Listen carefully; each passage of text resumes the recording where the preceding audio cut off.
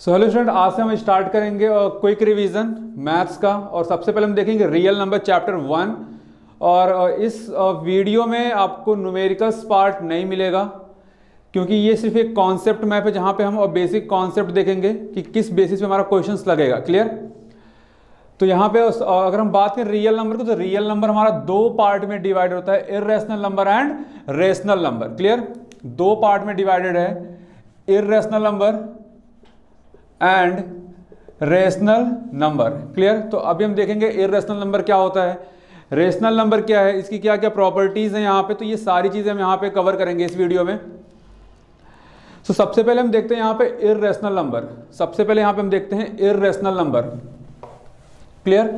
तो यहाँ पे देखो इर्रेशनल नंबर क्या कह रहा है कि can not be represented as p by q where p and q are integer and q is not equals to 0 and decimal representation is non terminating and non reoccurring। Clear?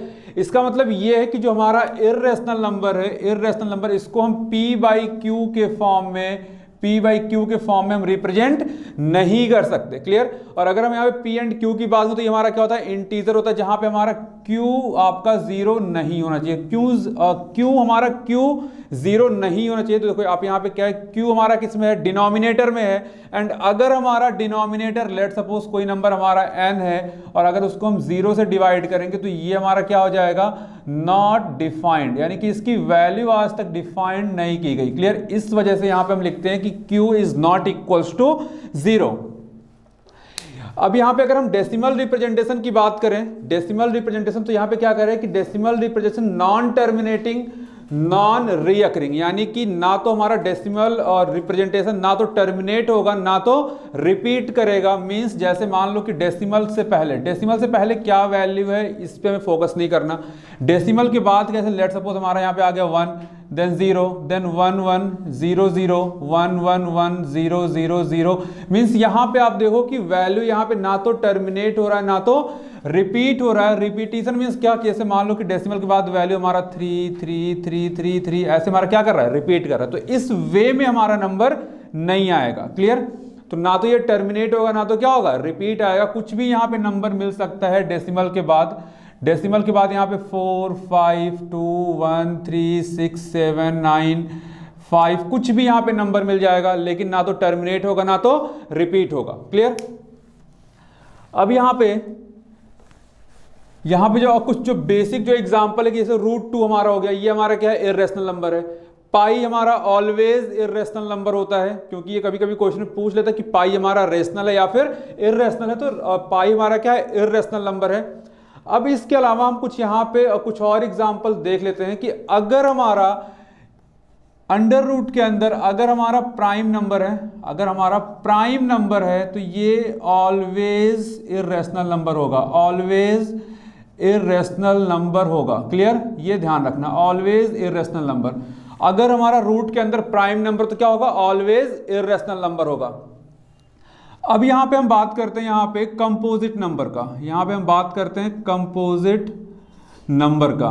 अगर हम बात करें composite number का, तो composite number में दोनों possibilities है कि ये इर्रेशनल नंबर भी हो सकता है, इर्रेशनल नंबर भी हो सकता है, और यहां पे रेशनल नंबर भी आ सकता है, रेशनल नंबर भी आ सकता है। क्लियर? तो सबसे पहले अभी हम देखेंगे इर्रेशनल नंबर। अब देखो कंपोजिट नंबर कौन कौन सा होता है, जिसके दो या दो से ज्यादा क्या हो, फैक्टर हो। क्लियर? तो अगर हम यहां पे बात करें तो 6 हमारा क्या है, 6 हमारा कंपोजिट नंबर है, लेकिन 6 हमारा रूट से बाहर नहीं आ सकता, तो इस वजह से ये हमारा क्या है, इर्रेशनल नंबर है। अगर हम यहां पे √8 की बात, तो √8 भी हमारा क्या है, कंपोजिट नंबर है। क्लियर? लेकिन ये भी √8 भी हमारा इस स्क्वायर रूट से बाहर नहीं आ सकता, इसलिए ये भी क्या हो जाएगा, हमारा इर्रेशनल नंबर हो जाएगा। लेकिन अगर हम यहां पे बात करें 4, तो 4 हमारा क्या है, 4 हमारा है कंपोजिट नंबर, लेकिन ये रूट से इसकी वैल्यू आ जाएगी कितनी, 2, तो हम 2/1 लिख सकते हैं, यानी कि ये हमारा क्या हो जाएगा, रेशनल नंबर हो जाएगा। क्लियर? इसी तरीके से 9 की अगर हम बात करें तो 9 हमारा क्या है, 3 हो जाएगा। एंड 3/1 यानी कि p/q के फॉर्म में रिप्रेजेंट कर सकते हैं, यानी कि हमारा क्या हो जाएगा, रेशनल नंबर हो जाएगा। क्लियर? तो जो प्राइम नंबर है वो ऑलवेज इरेशनल नंबर होगा, जो हमारा कंपोजिट नंबर है वो इरेशनल भी हो सकता है और रेशनल भी हो सकता है। क्लियर? तो ये इतनी बातें थी किसके बारे में, इरेशनल नंबर के बारे में। अब हम देखते हैं कि हमारा रेशनल नंबर क्या क्या है। क्लियर? रेशनल नंबर क्या है? तो देखो, अगर हम यहां पे बात करें रेशनल नंबर की, तो रेशनल नंबर में यहां पे क्या कह रहा है कि rational number can be represented as p by q where p and q are integers and q is not equal to 0। यानी कि जो हमारा रेशनल नंबर है इसको हम p by q के फॉर्म में रिप्रेजेंट कर सकते हैं। p एंड q हमारे क्या होते हैं, integers. Integers in the sense कि ये प्लस भी हो सकते हैं, माइनस भी हो सकते हैं, जीरो भी हो सकते हैं, लेकिन Q की वैल्यू जीरो नहीं होनी चाहिए, यानी कि डिनोमिनेटर जीरो नहीं होना चाहिए। क्लियर? Q हमारा पॉजिटिव हो सकता है, नेगेटिव हो सकता है, लेकिन जीरो नहीं होगा। लेकिन अगर हम P की बात करें तो ये हमारा पॉजिटिव, नेगेटिव एंड जीरो हो सकता है। क्लियर?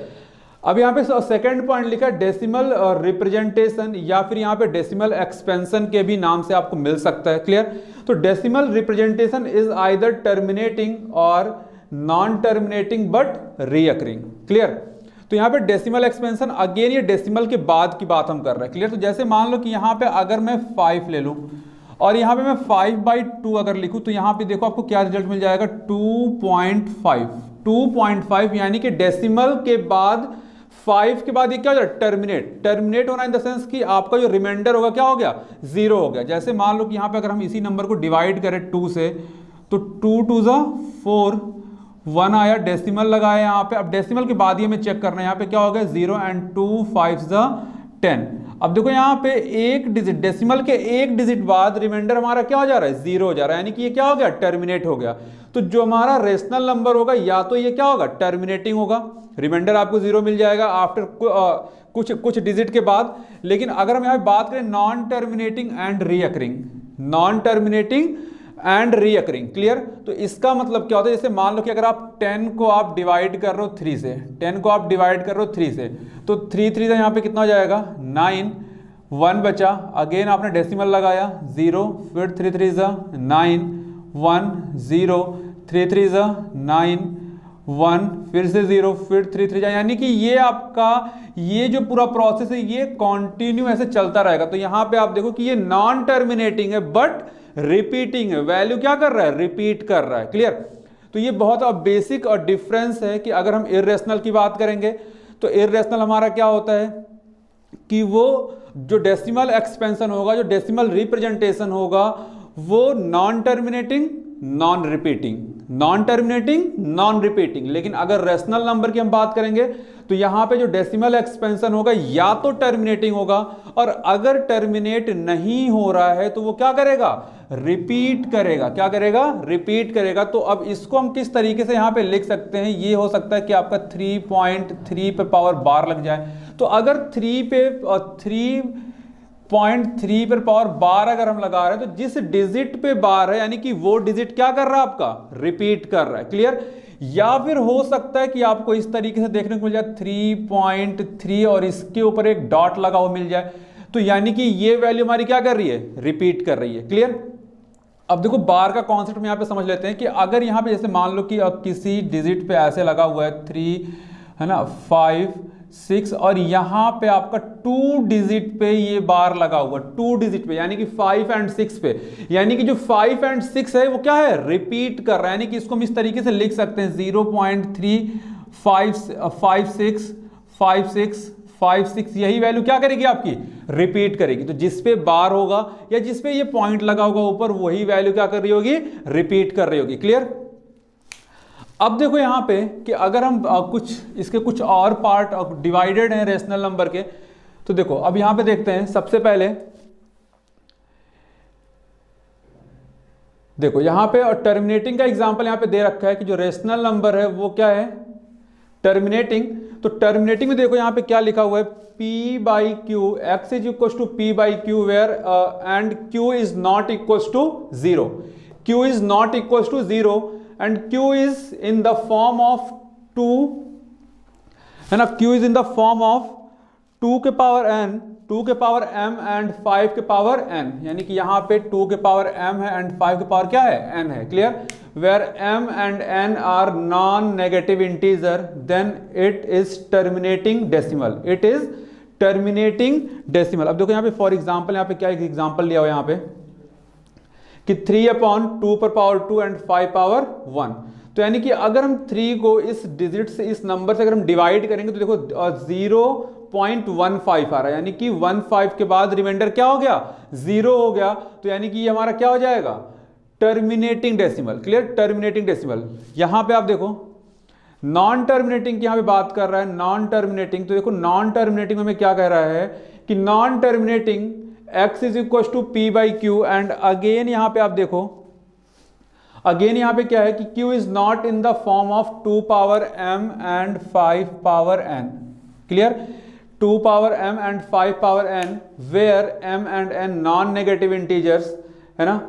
अब यहाँ पे एक एग्जांपल लिया है 10/3 जो मैंने अभी आपको समझाया। तो इसका क्या है 3.3 एंड यहाँ पे क्या लगा हुआ, बार लगा, यानी कि ये वैल्यू क्या कर रही होगी, रिपीट कर रही होगी। क्लियर? ये वैल्यू क्या कर रही होगी, रिपीट कर रही होगी। अब यहाँ पे देखो आप, यहाँ पे 2 और दे रखा है, Euclid division lemma and Euclid division algorithm. तो ये आपके इस बार क्लास 10 सीबीएसई के सिलेबस में ये नहीं है। क्लियर? तो इस पे हम टाइम वेस्ट नहीं करेंगे। नेक्स्ट यहाँ पे देखो, यहाँ पे कुछ दे रखा है fundamental theorem of arithmetic, fundamental theorem of arithmetic. Clear? अब देखो फंडामेंटल थ्योरम ऑफ अर्थमेटिक में क्या है कि every composite number can be expressed और factorized as a product of prime, यानी कि जितने भी हमारे कंपोजिट नंबर हैं अगर उनका हम फैक्टराइजेशन करेंगे, उनको हम एक्सप्रेस करेंगे तो वो प्राइम नंबर का प्रोडक्ट ही हमें मिलेगा। देखो जैसे यहाँ पे एग्जांपल ले रखा है 48, तो 48 का अगर आप यहाँ पे फैक्टराइजेशन आप कर रहे हो, एक्सप्रेस कर रहे हो, तो देखो यहाँ पे क्या है 2 × 2 × 2 × 2 × 3। तो यहाँ पे जो 2 एंड जो 3 है वो क्या हमारा प्राइम नंबर है। क्लियर? Prime number. इसी तरीके से आप कोई भी कंपोजिट नंबर ले लो आप यहाँ पे, जैसे मान लो कि यहाँ पे हमने कंपोजिट नंबर ले लिया 15, कंपोजिट नंबर हमने क्या ले लिया 15। अगर हम 15 को एक्सप्रेस करेंगे तो क्या आएगा 3 × 5, 3 × 5। तो देखो 3 एंड 5 हमारा क्या है, प्राइम नंबर है। 3 एंड 5 हमारा क्या है, प्राइम नंबर है। इसी तरीके से आप कोई और नंबर ले लो, जैसे मान लो कि यहाँ पे आपने ले लिया 28 आपने ले लिया। क्लियर?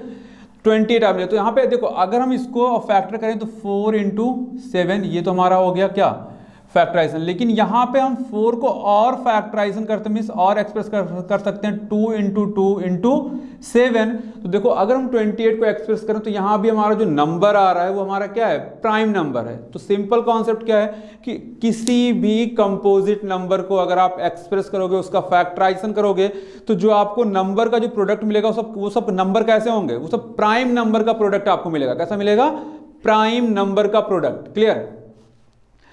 ये सब क्वेश्चंस आपके एमसीक्यूज में हो सकता है पूछ ले। क्लियर? अब देखो यहां पे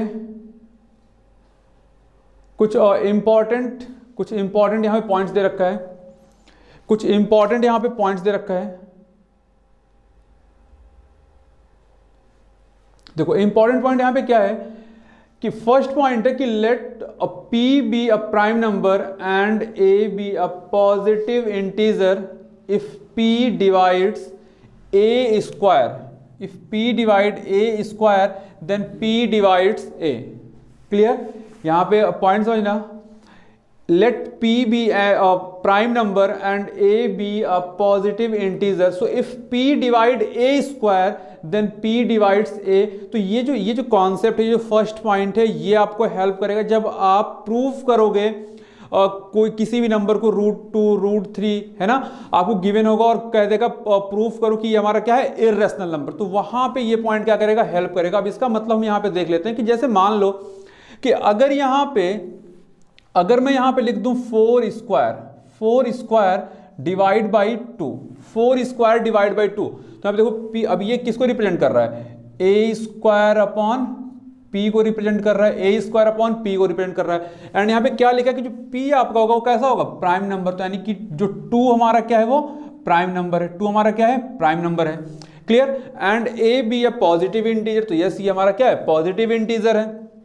तो अब देखो कि अगर हमारा ये 2 इस 4 स्क्वायर को रिप्रेजेंट करेगा, यानी कि 4 square in the sense what, 4 into 4 हम लिख सकते हैं, एंड 2, तो 2 1 जा 2, 2 2 जा 4, दैट इज कितना आ गया, 8 आ गया। क्लियर, तो अगर हमारा ये 2 4 स्क्वायर को रिप्रेजेंट कर रहा है, तो ये 2 4 को भी डिवाइड करेगा। क्लियर, अगर ये 2 हमारा 4 स्क्वायर को डिवाइड कर रहा है, तो ये 2 हमारा 4 को भी डिवाइड करेगा, 2 1 जा 2, 2 2 जा 4।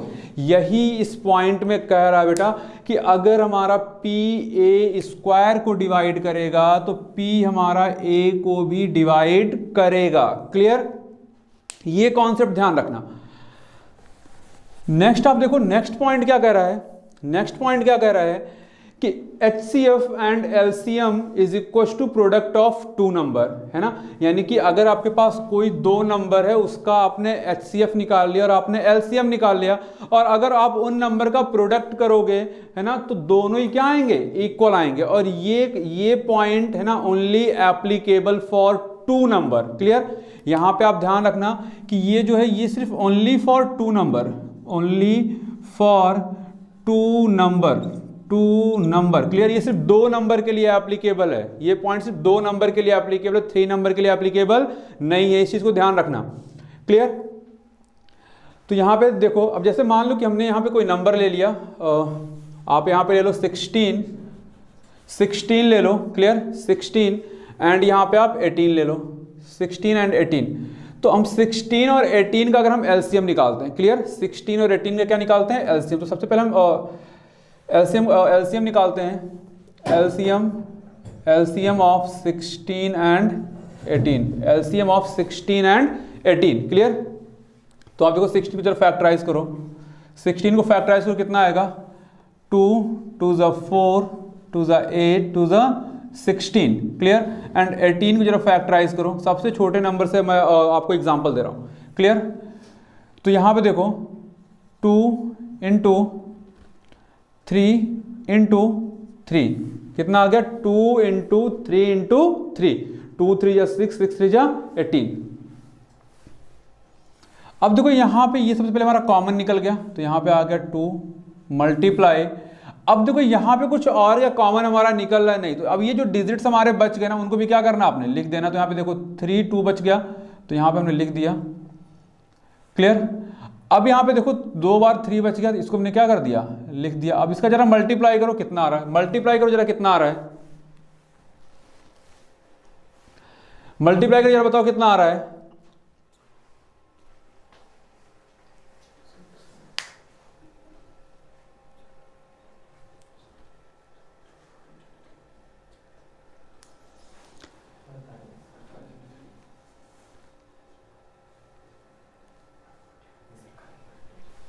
क्लियर, देखो कितना आ रहा है, 2 2 जा 4, 4 2 जा 8, 8 2 जा 16, 16 3 जा 48, 48 3 जा 144।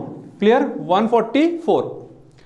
अब देखो कि अब इसका हम क्या निकालते हैं, HCF निकालते हैं। क्लियर, अब इसका हम क्या निकालते हैं, HCF निकालते हैं। देखो HCF हमारा, अगेन हम यहीं से आप देख लो कि जो हमारा कॉमन है ना, उनको आप लिख लो, जो हमारा कॉमन है उनको क्या करोगे, आप लिख लो। तो देखो HCF में कॉमन कितना आ रहा है, 2 आ रहा है, कितना आ रहा है, 2 आ रहा है। क्लियर, HCF हमारा कितना आ रहा है, 2, क्योंकि कॉमन हमारा क्या है, 2 है। क्लियर, और तो हमारा कुछ यहाँ पे कॉमन नहीं निकल रहा है, तो ये हमारा आ गया 2। अब देखो अगर हम यहाँ पे LCM इंटू HCF अगर हम करें, LCM इंटू HCF अगर हम यहाँ पे निकालें, तो कितना आएगा, 144 इंटू 2, कितना आ जाएगा, 2 4 जा 8, 2 4 जा 8 एंड 2 1 जा 2, 288। क्लियर, तो ये तो हमारा आ गया कितना, 288। अब प्रोडक्ट ऑफ 2 नंबर, तो प्रोडक्ट ऑफ 2 नंबर हमारे कौन कौन से, 16 एंड 18, 16 एंड 18। तो यहां भी आप करके देखो, मल्टीप्लाई है ना, 8 6 जा 48, 8 6 जा 48, 4 कैरी, 8 1 जा 8 और 4 कितना हो गया, 12, 1 6 जा 6 एंड 1 1 जा 1। देखो 8 6 2 8 एंड 1 1 2, यानी कि इसका भी कितना आ गया, 288। क्लियर, तो अब यहां पे ये चीज आपको लग गया कि जो HCF multiply LCM, HCF multiply LCM कितना आया 288 and product of two number पे कितना है 288। तो ये भी पॉइंट आप ध्यान रखना, इस पे क्वेश्चंस आपका आ जाता है एग्जाम में, है ना, 1 मार्क्स में या 2 मार्क्स में क्वेश्चन आपको मिल जाएगा एग्जाम पे। क्लियर। नेक्स्ट यहाँ पे आप देखो थर्ड पॉइंट यहाँ पे क्या कह रहा है, थर्ड पॉइंट यहाँ पे क्या कह रहा है, देखो थर्ड पॉइंट क्या कह रहा है कि LCM is always divisible by HCF. Clear, LCM is always divisible by HCF. तो जैसे अभी मैंने यहाँ पे निकाला था एलसीएम मैंने निकाला था 16 एंड 18 का, तो कितना आया था 144 और एचसीएफ मैंने निकाला था इन्हीं दो नंबर का, तो यहाँ पे आया था 2। क्लियर। अब यहाँ पे क्या करें कि जो एलसीएम होगा वो ऑलवेज डिविजिबल बाय क्या होगा एचसीएफ होगा, यानी कि अगर हम 144 को डिवाइड करें 2 से, देखो कितना आएगा 2 7 जा एंड 2 2 यानी कि 72, यानी कि ऐसे कोई भी आप नंबर ले लो और उनका एलसीएम और एचसीएफ ऑफ कैलकुलेट करो। आप देखोगे कि अगर आप एलसीएम को डिवाइड करोगे एचसीएफ से तो वो क्या हो जाएगा डिविजिबल होगा, रिमाइंडर क्या आएगा 0 आएगा। क्लियर। तो ये इंपॉर्टेंट पॉइंट था। अब मूव करते हैं नेक्स्ट पॉइंट्स पे। क्लियर।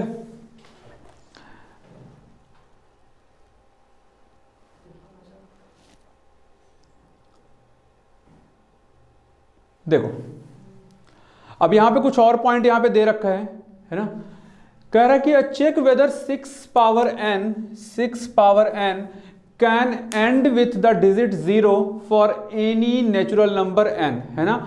क्या अगर अब 6 के पावर n है ना, 6 के पावर n है और उसका हम पूरा मल्टीप्लाई करेंगे तो क्या उसके एंड में हमारा 0 आएगा या फिर नहीं आएगा, 0 आएगा या फिर नहीं आएगा। क्लियर, 0 आएगा या फिर नहीं आएगा। जैसे मान लो कि यहाँ पे हमने लिख दिया, जैसे यहाँ पे है कि 5 के पावर 2, अब इसको मैंने क्या लिखा 25, ऐसे 5 के पावर 3 तो इसको मैंने लिख दिया कितना 125। क्लियर। ऐसे यहाँ पे लिखा है कि 6 के पावर n है और इसको इस तरीके से अगर हम लिखेंगे तो क्या उसका जो एंड डिजिट होगा वो क्या 0 होगा किसी भी नेचुरल नंबर के लिए, है ना, यानी कि n की वैल्यू कुछ भी हो जाए, n की वैल्यू कुछ भी हो जाए। क्लियर। तो देखो यहाँ पे क्या है कि अगर हम यहाँ पे देखते हैं कि अगर हमें एंड डिजिट 0 लाना है तो उसके फैक्टर में 2 और 5, 2 एंड 5 क्या है मैंडेटरी है, 2 एंड 5 क्या है मैंडेटरी है। यानी कि अगर हमें एंड में अगर आप 1 0 चाहते हो तो एक बार 2 एंड 5 आना चाहिए, 2 एंड 5 आना चाहिए। क्लियर। इसी तरीके से अगर आपको 2 0 चाहिए एंड में तो ये 2 बार होना चाहिए, 3 0 चाहिए तो 3 टाइम होना चाहिए। क्लियर। तो यहां पे देखो क्या लिखा है कि एनी पॉजिटिव इंटीजर। अब देखो अब इसी को अगर आप करो, है ना, इसी को अगर आप करो 6 को, अगर 6 के पावर n है इसके जरा फैक्टर कितना आएगा 2 इंटू 3 आएगा, 2 इंटू 3 आएगा, 2 इंटू 3 आएगा। तो अब जो क्या इसके फैक्टर में 5 है, 2 तो है लेकिन क्या 5 है इसके फैक्टर में, 2 हमें मिल रहा है लेकिन क्या 5 है इसके फैक्टर में, तो 5 नहीं है। यानी कि अगर 5 इसके फैक्टर में नहीं है तो n की आप कोई भी वैल्यू रख लो आपको एंड डिजिट 0 नहीं मिलेगा। क्लियर। देखो वही चीज यहां पे लिखा हुआ है कि any positive integer ending with 0 is divisible by 5 and so its prime factorisation must contain the prime 5, है ना। देखो यहां पे फैक्टराइजेशन किया 2 इंटू 3। अब यहाँ पे रीजन भी लिखा है कि the prime in the factorisation of 6 power n is 2 and 3, 5 does not occur in the prime factorization, यानी कि 5 हमारा occur नहीं कर रहा है। तो 6 does not end with digit 0 for any natural number n, यानी कि अगर आपको end digit 0 चाहिए तो प्राइम फैक्टराइजेशन में 2 and 5 का होना मैंडेटरी है। क्लियर। 2 and 5 का होना मैंडेटरी है। क्लियर।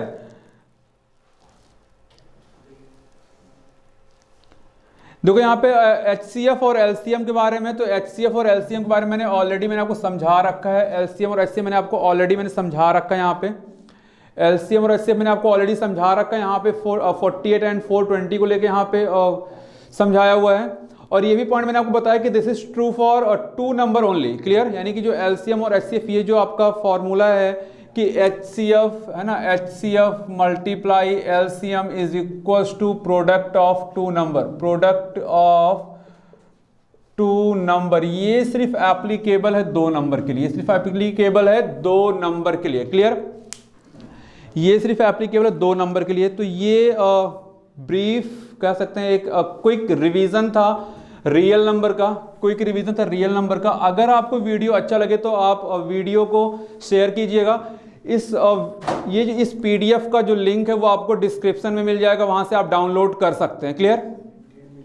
सो स्टूडेंट्स, इस वीडियो का जो लाइक एम है वो 150 लाइक है, बहुत ही कम लाइक मैंने एम रखा है। और आपने जो पिछली वीडियो में आपने सपोर्ट दिखा उसके लिए बहुत बहुत धन्यवाद। और अगर आपको वीडियो पसंद आए तो आप वीडियो को लाइक कीजिएगा, क्योंकि डिसलाइक नहीं माना जाएगा।